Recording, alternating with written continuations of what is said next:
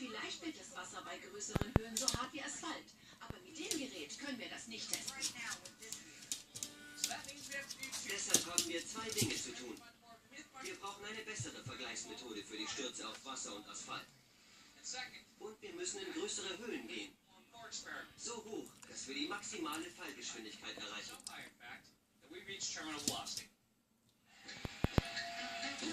Warum bist du zufrieden mit der Oktoberprint?